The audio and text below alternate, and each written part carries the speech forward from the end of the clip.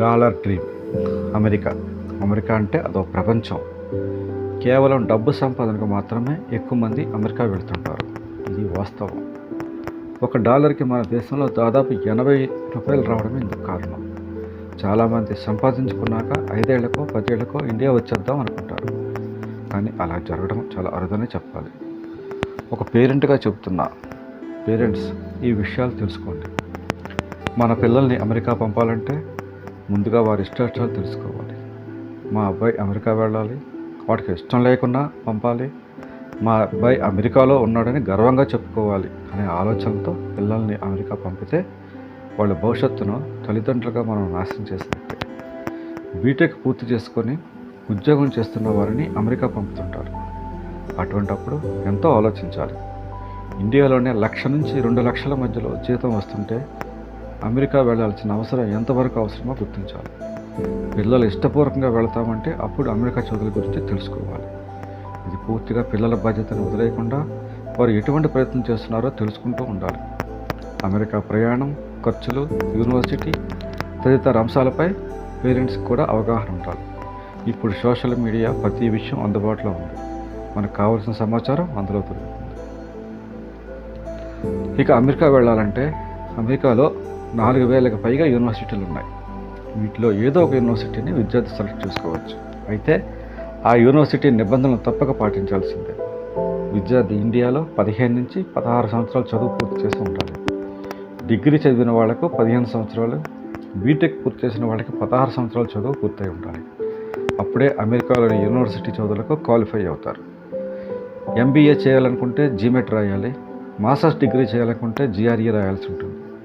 TOEFL, ఐఎల్ట్స్ వచ్చేసి English proficiency test.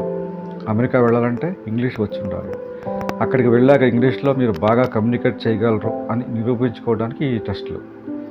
Masters degree చేయాలనుకుంటే GREతో పాటు టోఫెల్ టెస్ట్ కూడా రాయాల్సి ఉంటుంది. దీని ఆధారంగా యూనివర్సిటీకి అప్లై చేసుకునే అవకాశం కలుగుతుంది. అమెరికాలోని యూనివర్సిటీలను పలు వెబ్సైట్ల ద్వారా తెలుసుకోవచ్చు.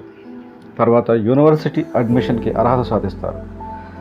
అడ్మిషన్కి అర్హత సాధిస్తే I-20 ఫారం విద్యార్థి మెయిల్కి పంపుతుంది.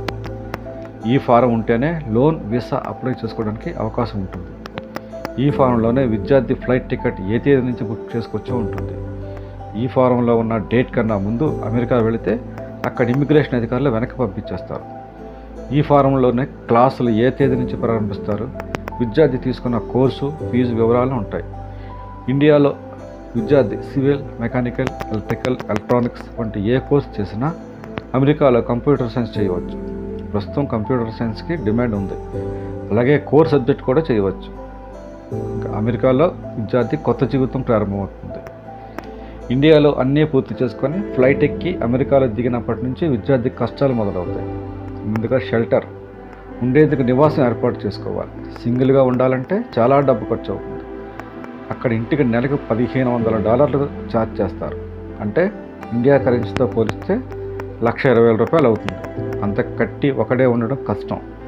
అందుకే 5 నుంచి 6 మంది కలిసి ఒక హౌస్ రెంట్కి తీసుకుంటారు. దాదాపు ప్రతి విద్యార్థి అమెరికాలో పార్ట్ టైం జాబ్ చేస్తుంటారు. అయితే ఈ పార్ట్ టైం జాబ్ వెంటనే దొరకడం కష్టం. దాదాపు 4-5 నెలలు పడుతుంది. అందుకే ఇండియా నుంచి వెళ్ళేటప్పుడు 6 నెలలకు సరిపడా రేషన్ తీసుకుని వెళ్ళాలి. ఇక్కడలా ఉదయం లేచిన వెంటనే కాఫీ ఉండదు. టిఫిన్ సంగతి సరే, మధ్యాహ్నం, రాత్రి భోజనం అన్నీ స్వయంగా అమర్చుకోవాలి. ఒక్కోసారి రొట్టె ముక్కలు తిని బతకాల్సి ఉంటుంది. మన కిరాణా సామాన్లు అన్నీ అమెరికాలో దొరుకుతాయి, కానీ వాటిని కొనాలంటే భయం. బ్యాంకులోనే కాలేజీ ఫీజులకు సరిపోతుంది. రూమ్ రెంట్, తినడానికి పార్ట్ టైం చాలా అవసరం. మొదట్లో ట్రైనింగ్ అంటూ 2 వారాలు జీతం ఇవ్వరు. తర్వాత నుంచి 8 గంటకు $8 ఇస్తారు. అంటే రోజుకు 10 గంటలు పనిచేస్తే $80 ఇస్తారు. ఇది వారానికి ఒకసారి చెల్లిస్తారు.